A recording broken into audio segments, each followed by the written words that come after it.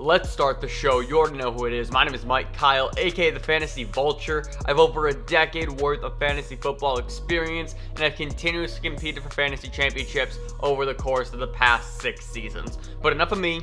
I'm here for you. On today's episode of the FB Show, we're going to continue our All-32 NFL team preview series, taking a look at every NFL team through the lens of fantasy football. Today, we continue our AFC North previews by looking at the defending AFC North champions, the Baltimore Ravens, one of my favorite teams, and that makes me so excited to record this video right now. But before we get started, I need 3 quick things from you. First off, smash that subscribe button, power running back style so you never miss a video. We're uploading 2 times a day, Monday through Friday. And also hit that like button like an open receiver downfield to show your support for the channel and for this video on its own. And last but not least, be sure to shoot me a text, 330-302-1554. That's going to be my hub for all of my fantasy football advice and discussion this season. But if you want to hit me up on any social media, that is at FFVulture, and of course the website is ffvulture.com. Now let's get into it, but before we do,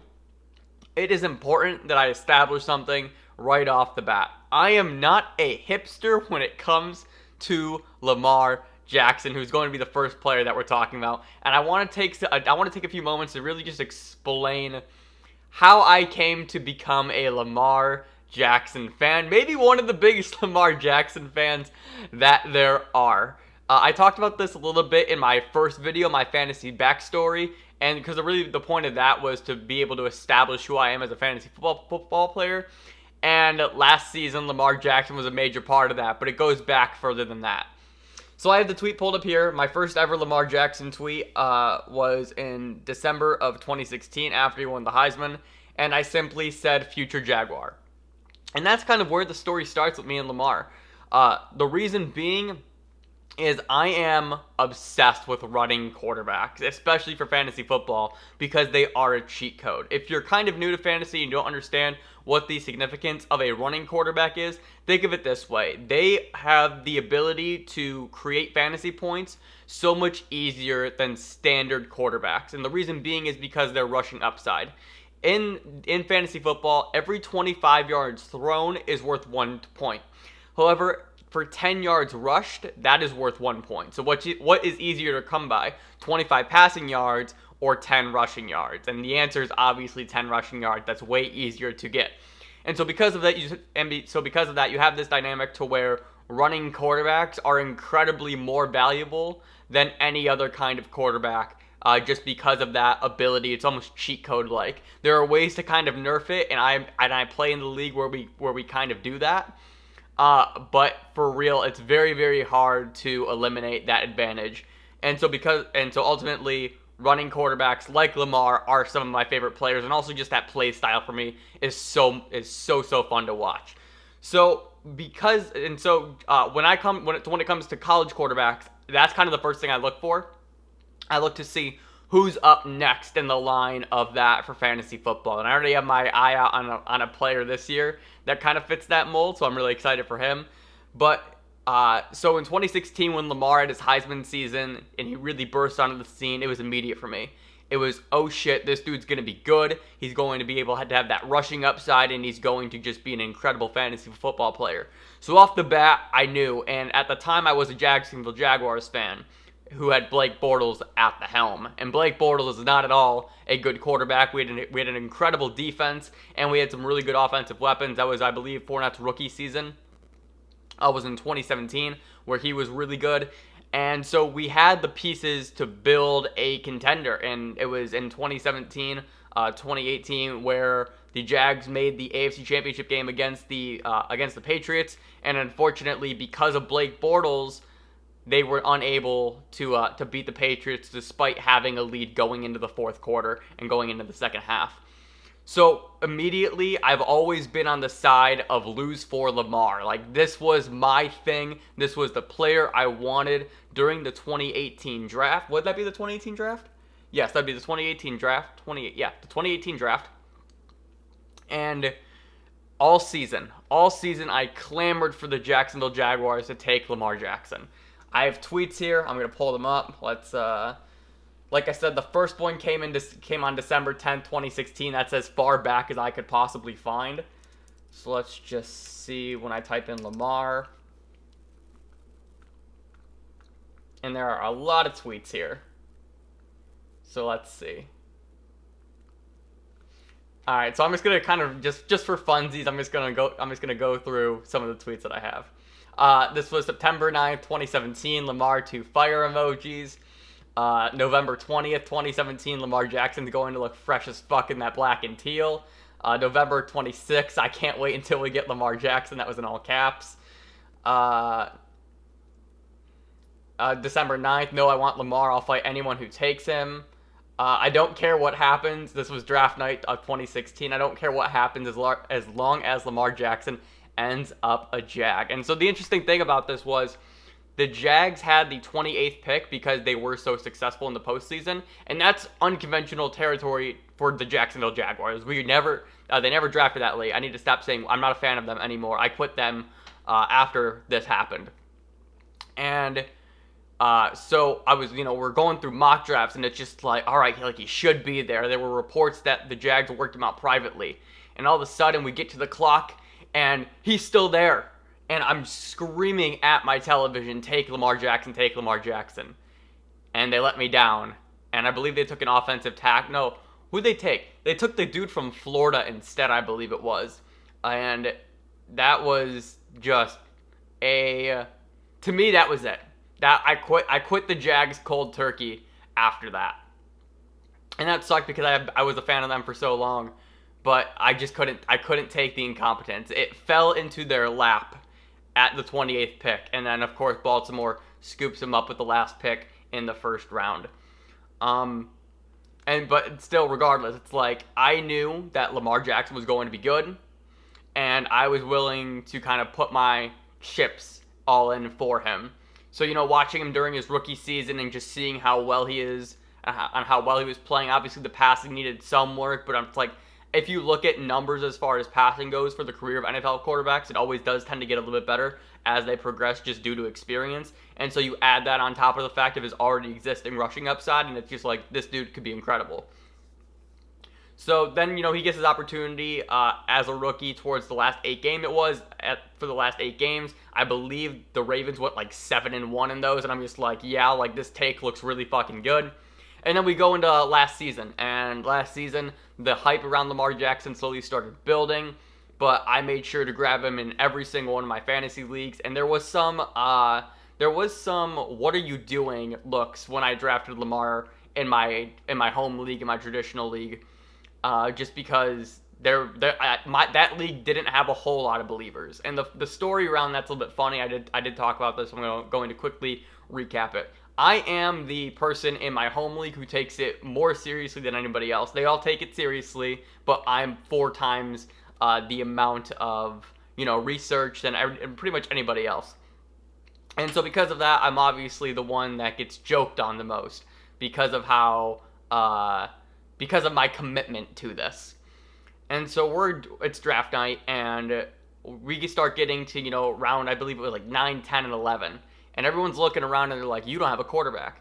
So then the next run of quarterback starts going, and everyone's trying to figure out who I'm taking. So I had somebody take Kyler and be like, I'm taking Kyler, I think you want him.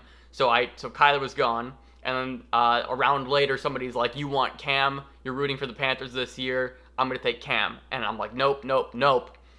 And then I get on the clock. I believe it was either the 10th or 11th round. I'm not entirely sure. I don't remember. And I took Lamar Jackson. And the face that they all made was, what the fuck are you doing? And I just sat there. And I pretty much just sat there like this. And I was just like, this is who I'm taking. And I'm like just so unbelievably confident. Like wasn't fazed by it at all. And it was just one of those things where just like you'll find out.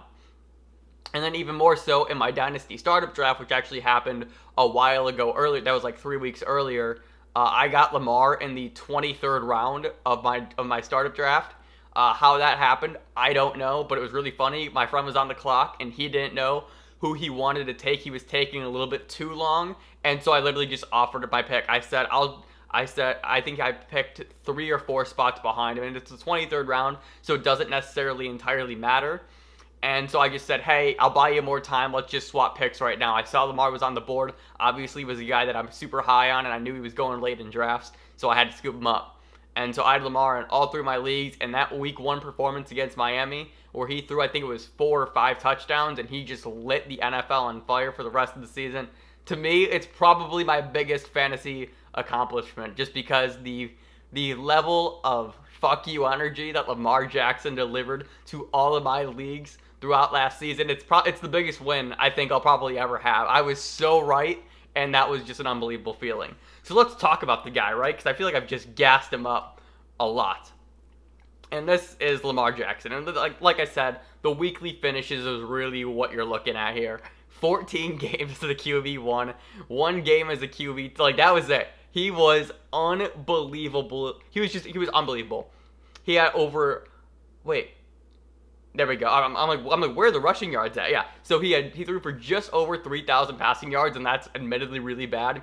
265 completions, 401 attempts. Like, those numbers are terribly low.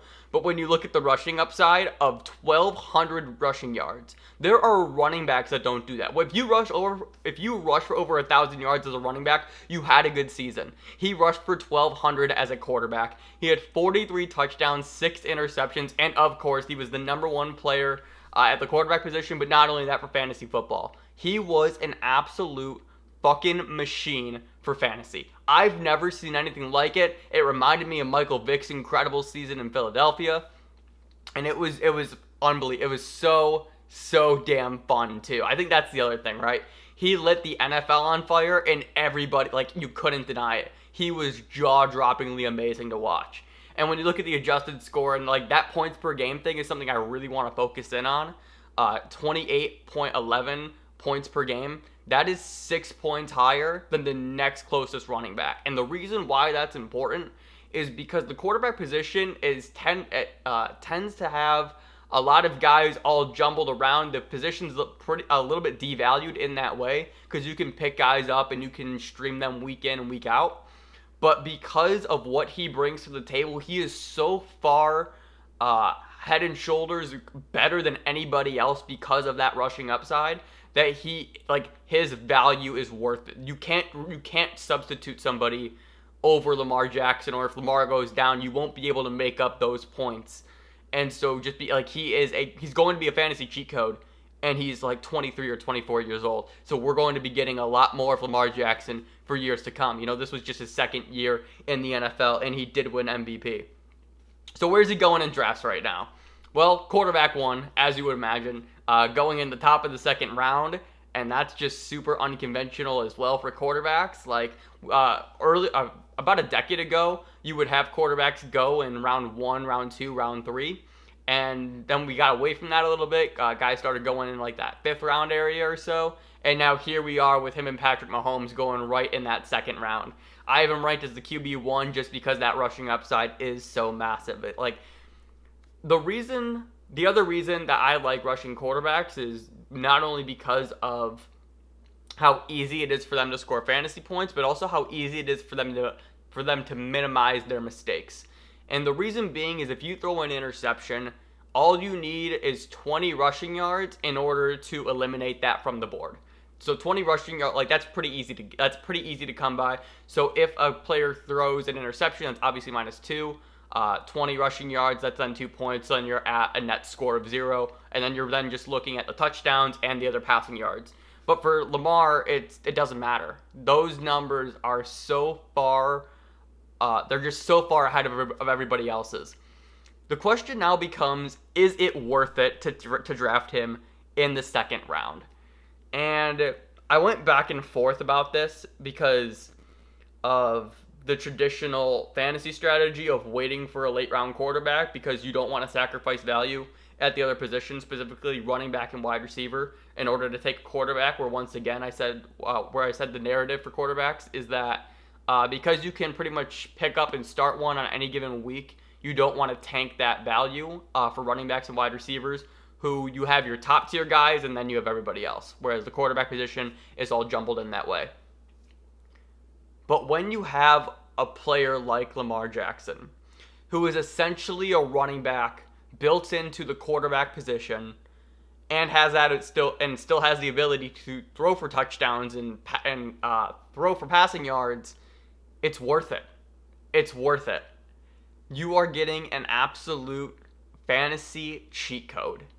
And there's just no other way to put it. When you have a guy like this, who is basically two players in one, who is multiple points ahead of the other people in his position, there's no other way to say it. You have to take this guy. The value's there. You saw last year what it was like to face Lamar Jackson. I mean, I ran shop through nearly all my leagues because of it. Even on my dynasty team that struggled, the reason why I made the playoffs was because of Lamar Jackson. Now, you can argue that the reason that we were all so successful with Lamar on our team was because of the fact that we got him in the late round, so we didn't sacrifice value. And there is a case for that, and that does make sense. But even so, for my dynasty league, I mean, I was scrapping together wide receivers every week. I was scrapping together running backs every week. I was basically just kind of spinning a wheel of guys on my roster, and I had to battle through injuries, and he was the guy that kept me afloat. So I have that counterpoint to where I can say, I have the counterpoint to where I can say it wasn't because I had the value at the other positions that made my team win. No, I had Lamar Jackson. So I'm all in on Lamar again this year. I will be all in on Lamar for the rest of this brand. However long we do this, it's going to be Lamar. And maybe that's extremely biased of me, but I don't think it is, because we've seen what he can do.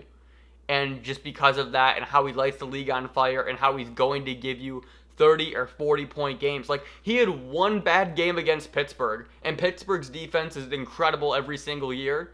And other than that, 14 QB1 finishes. He did not let you down, and because of that rushing floor, there's no way he's going to pretty much ever. So I'm all in on Lamar every single year. Probably just give him to me. Just give him to me. All right, let's move on. I've talked about this dude enough.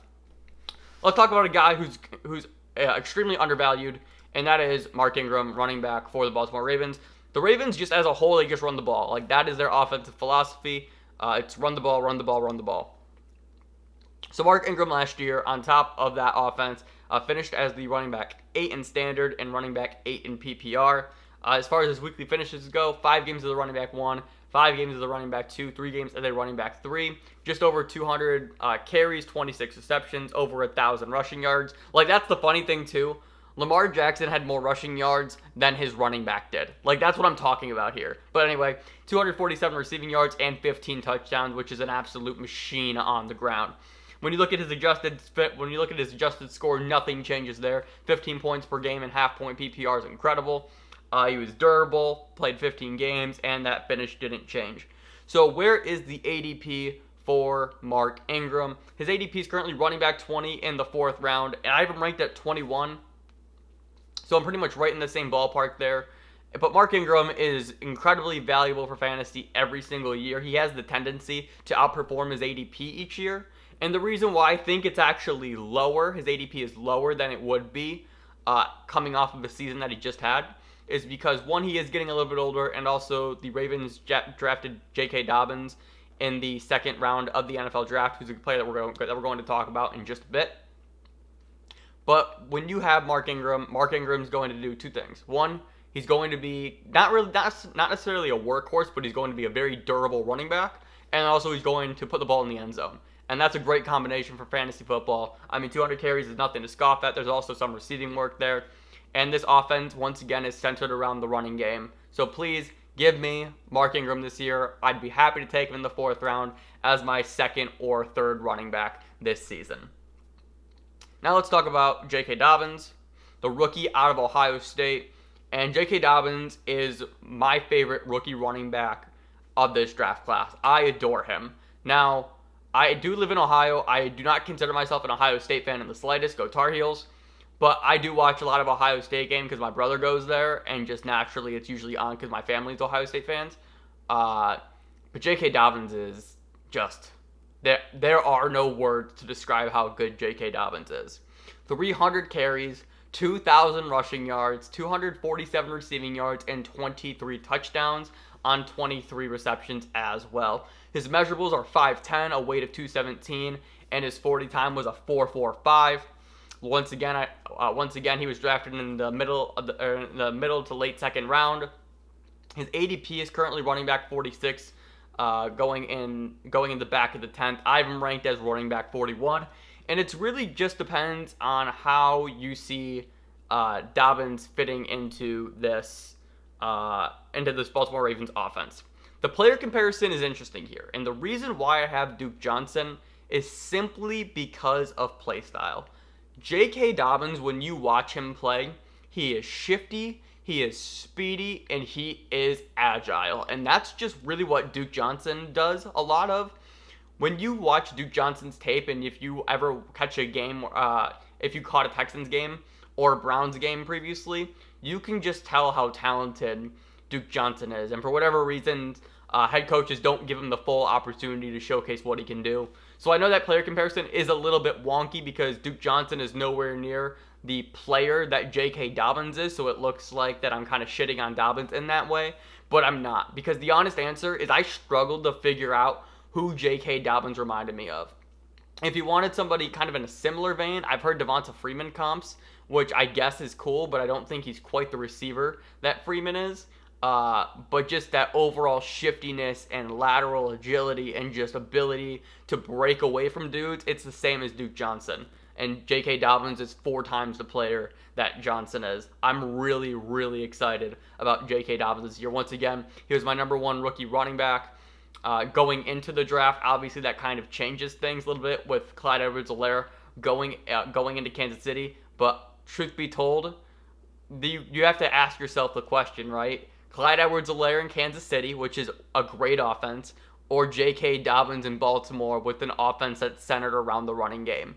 I don't think if you were to have the number 1 overall pick in a startup draft, in a rookie draft for Dynasty, a lot of people are asking the question Clyde Edwards-Helaire or Jonathan Taylor. My question is Clyde Edwards-Helaire or J.K. Dobbins. Actually, I want to pull it up right now. I have when I was doing my Dynasty rookie draft preparation, let's see, where is it? Let's see. When I was doing my Dynasty rookie draft prep, I created an algorithm to kind of create scores for players based on talent, opportunity, draft capital, position weight, and how much I like them and how much I believe in them. J.K. Dobbins finished tied with Clyde Edwards-Helaire as my number 1 overall player in that. So that goes back to that question of which one do you take, and then that becomes based off of preference, and I prefer J.K. Dobbins just because I think he's more talented just overall as a player than Clyde Edwards-Helaire, and also just this offense is built around the running game as well. So what happens though in redraft, right? Because this is what the predominant fantasy community is doing, is they're in redraft leagues. I don't know if Dobbins has enough value off the bat to start the season, especially because they do have Mark Ingram. We're coming out of the coronavirus where rookies are going to be kind of just thrust into a situation and in real life games without any sort of real practice or preseason or anything like that. So I'm a little bit scared for rookies in that way. But I think later on in the season, J.K. Dobbins is going to just have basic RBBC value. So he'll finish probably somewhere along the lines of running back 30. I think that's probably a really safe projection for him. So he'll be startable as a flex option, but I'm not sure if he'll be able to overtake Mark Ingram this season. Definitely next year, though, and in future years, J.K. Dobbins is going to be one of the best running backs in the NFL. Let's shift over to the receivers for Baltimore. There are 2 that I want to talk about because the issue with the Ravens is that their passing volume isn't there to support enough players. So I know they drafted a few wide receivers this year. I'm not really excited about any of them for fantasy purposes this year. Miles Boykin was last year. He was actually pretty bad. So I considered throwing him in this list, but he wasn't even worth it for me. But there is a player, a wide receiver who is, and that is Marquise Brown. He had a 2019 finish of wide receiver 45 in standard and 46 in PPR. That alone is not great, but he was coming off of a foot injury, which really hindered him. And you can see what he could do a little bit once he got rolling. 3 games as a wide receiver 1, 0 games as a wide receiver 2, 3 games as a wide receiver 3. What that tells me is one thing that we kind of knew about Hollywood Brown, and just that style of just deep threat, of just get down the field and make a play. And that is it's going to be a little bit inconsistent, at least for now, until he really finds his footing. No injury, pun intended there, in this offense. And I think we saw later on in the year just how good Hollywood Brown could be. 71 targets, 46 catches, 584 yards, and 7 touchdowns. Those 2 things are really what I want to focus on. Actually, we can really talk about all of them. That target number is going to go up once again, just being healthy for a full season. He could probably easily surpass over 100 targets. That catches number is then also subsequently going to go up. I have him probably for around 85 catches or so. That wouldn't shock me. So maybe if he gets maybe 85 is a little bit too much. Maybe like 110 targets, 75 catches. That's more reasonable. Just trying to pace that out. Yards, he should have easily over 800 yards. And that touchdown was really what saved him last year. And I expect around 7 or 8 touchdowns once again. There is going to be some natural regression with the Baltimore offense just because of how incredible it was. I don't know if they can duplicate that a second year in a row. The adjusted score, 8.8 points per game. That's really nothing. You really don't like that. You really don't like to see that. 14 games, and then his new finish was wide receiver 49. Once again, that's all just mess stuff, and he was coming off of that injury, which did hinder him quite a bit, actually. His ADP is wide receiver 30, going in the 6th round, and I have him ranked as wide receiver 30. And I'm interested to see who he's going around. Let's pull this up.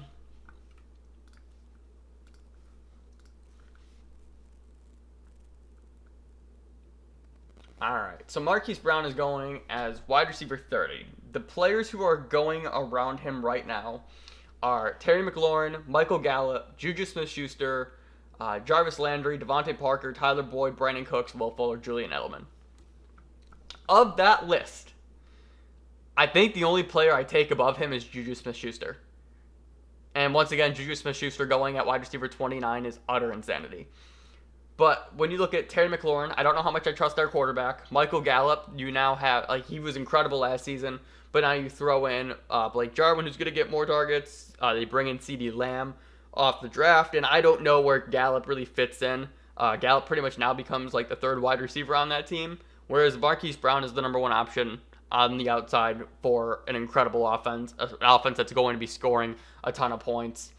And why would you? I don't know. I guess I don't understand the arguments for any of those players above Marquise besides Juju, who is going to just be incredible this season. We'll talk about him in a future video, though.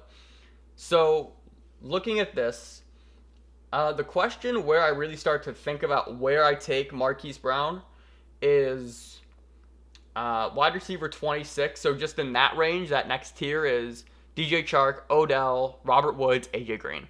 That's when you really get into the argument of who do you take from that list. At least I would have Odell. I think I'd just take Odell. Odell, maybe AJ Green, and then slide in Hollywood, and then Robert Woods. I feel like I'm pretty comfortable with saying that.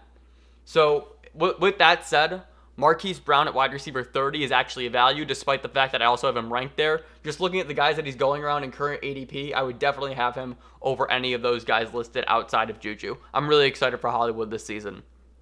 Up next, finally, Mark Andrews, also another player on my dynasty team. Yes, I have the Lamar Jackson Mark Andrews dynasty stack for years to come. I'm so excited. All right. In 2019, Mark Andrews finished as the tight end 2 in standard, tight end 4 in PPR. You look at those weekly finishes, they were beautiful. 9 games as the tight end 1, 3 games as the tight end 2, 2 games as the tight end 3. All in all, Mark Andrews was incredible last season and really broke out as a top-tier tight end in the National Football League. 98 targets, which led the Baltimore Ravens. He had I know he missed a few games, but let's pull up that Hollywood Brown target number. I mean, he had nearly 30 more targets than Hollywood. That is unbelievable. 64 catches, 872 yards, and 10 touchdowns. So not only were the yards there, but he's also a touchdown machine too, and that's just great to have at the tight end position, where tight ends are so reliant upon touchdowns for their production. If you look at the adjusted score, nothing really changes there. 11 points per game, nearly 12. 15 games played, and that new finish of wide receiver 4, so there was no change in his PPR finish. And he's currently being drafted as the tight end 4 and in the 4th round. I have him ranked as the tight end 3. The person who I have him above is Zach Ertz, not just because I don't necessarily believe in Ertz's health. Dallas Goedert's there. That Philadelphia offense can be a little bit tricky to kind of navigate. And Mark Andrews, we know his role is cemented within this Baltimore Ravens offense.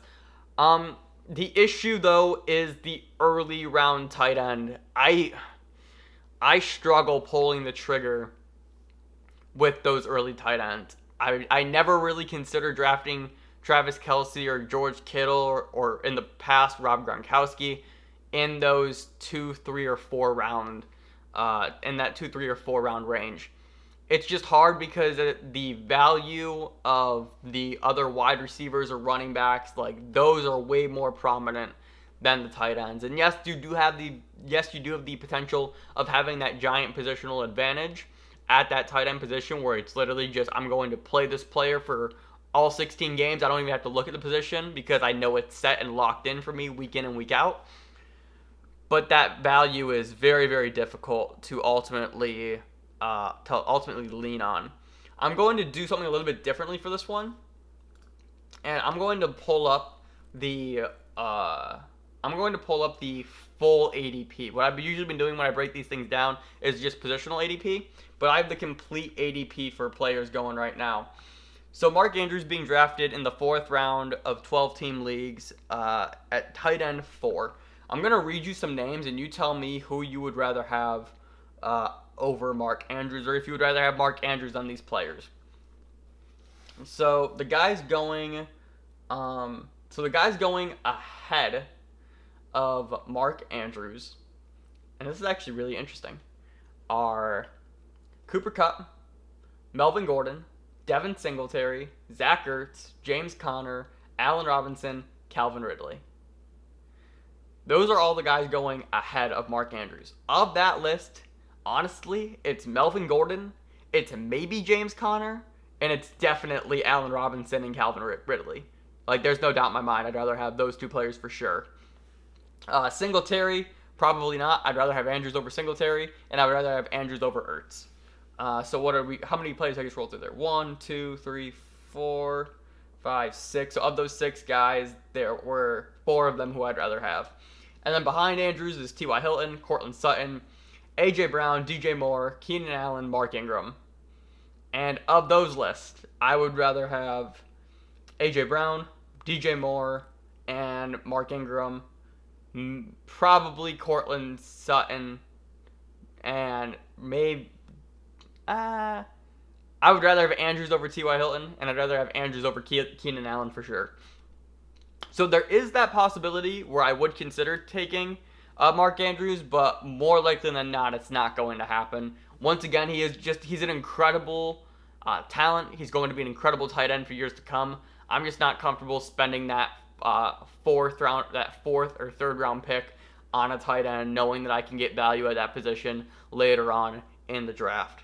But I think that's going to do it for the Baltimore Ravens player profiles. I know this video was a little bit more quick than others, and that's just because there's not a whole lot of question marks regarding this offense. We know what we're going to get, and it's going to be fun. It's going to be fun, it's going to be dominant, and they're going to give you a shit ton of fantasy points regardless. If you wanted to draft all Baltimore Ravens this year, and you wanted to have that lineup of you wanted to spend your first pick, maybe you're drafting in the late second, or in the maybe you're drafting at the back end of the first round, and you want to spend your first round pick on Lamar Jackson, maybe trade out. Let's see, who would you take with your second round pick? Because there is no... You would have to trade your second round pick and then in turn get another 3rd or 4th. So then you would go... Actually, what pick would you have there? You would have you would have 12, you would have 13, and then you would have like 30. Oh God, that's really nice. So if you wanted to, you could go Lamar with your first round, or you can go Lamar with your first round pick. You can then take whatever players then left over in the second round off the turn. You can use your third and fourth round pick on Mark Ingram and Mark Andrews, and then you can scoop up Hollywood in your fifth round pick, and that could be your core, and you would win a lot of fantasy games. I don't recommend that because you need that flexibility, and you don't want to put all your eggs in one basket just because, let's say, Lamar gets injured, this whole team is changed entirely. But that team at the end of the day is still going to give you a lot of fantasy points, and that's going to be a fun team to root for nonetheless. So thank you all so much for watching. I really appreciate it. Let's do 2-3 things actually once again. Smash that subscribe button so you never miss a video, power running back style. Hit that like button like an open receiver downfield, and also shoot me a text 330-302-1554. Remember, fantasy championships are forever while people come and go, and I will see you next time for another All-32 NFL team preview.